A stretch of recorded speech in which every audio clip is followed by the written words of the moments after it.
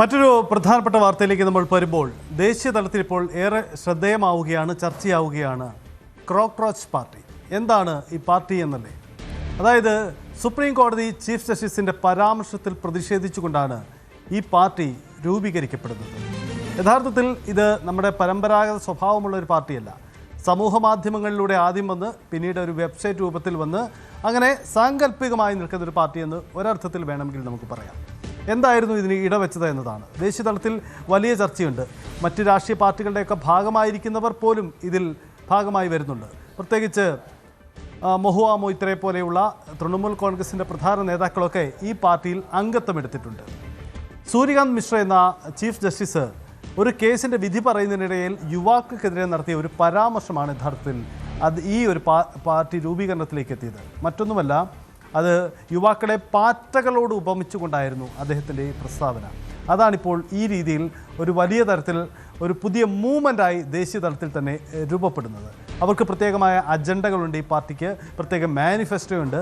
ആ മാനിഫെസ്റ്റോയിൽ ഒന്നാമതായി തന്നെ അവർ രേഖപ്പെടുത്തുന്ന ഒരു കാര്യമുണ്ട്: മുൻ ചീഫ് ജസ്റ്റിസുമാർക്ക് രാജ്യസഭാ പദവികൾ നൽകുന്ന പരിപാടി റദ്ദാക്കണം. ഇതാണ് അവർ പറയുന്നത്. കാരണം സുപ്രീം കോടതിയുടെ ചീഫ് ജസ്റ്റിസുമാർ പിന്നീട് രാജ്യസഭാ എംപിമാരായി വരുന്ന സാഹചര്യം മുൻകാലത്തുണ്ടായിട്ടുണ്ട്. അപ്പോൾ അത് ഒഴിവാക്കുക എന്നുകൂടിയാണ് ഈ ഒരു മാനിഫെസ്റ്റോയ്ക്ക് ഉൾപ്പെടുത്തിക്കൊണ്ടുള്ള അവരുടെ നീക്കത്തിന് പിന്നിൽ ഉണ്ടാവുന്നത്.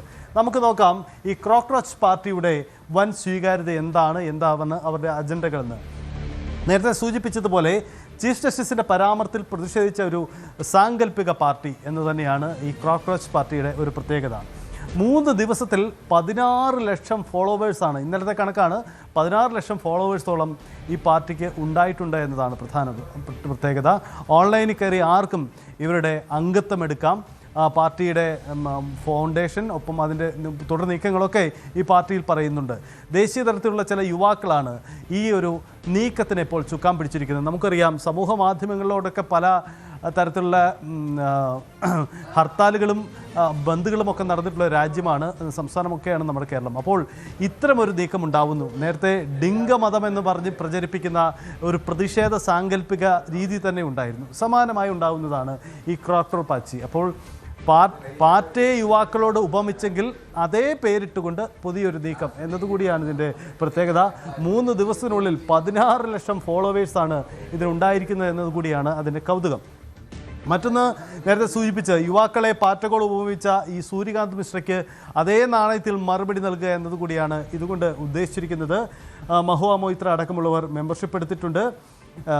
മാനിഫെസ്റ്റോയിൽ പറയുന്ന കാര്യങ്ങൾ വളരെ ശ്രദ്ധേയമാണ്. കൂടുതൽ സ്ത്രീകൾക്ക് സമൂഹത്തിൽ പരിഗണന നൽകണം. ഒപ്പം തന്നെ നേരത്തെ സൂചിപ്പിച്ചതുപോലെ ചീഫ് ജസ്റ്റിസ്, സുപ്രീം കോടതിയുടെ വിരമിച്ച ചീഫ് ജസ്റ്റിസുമാർക്ക് രാജ്യസഭാ അംഗത്വം നൽകുന്ന ആ നീക്കം റദ്ദ് ചെയ്യപ്പെടും. ഇതൊക്കെയാണ് അവർ മുന്നോട്ട് വയ്ക്കുന്ന നീക്കം. ഒപ്പം